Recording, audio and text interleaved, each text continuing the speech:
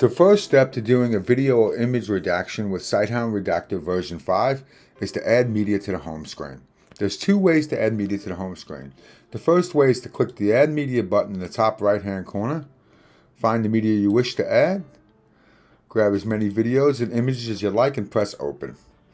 At the end of the blue progress bar, your videos and images will be here on the home screen.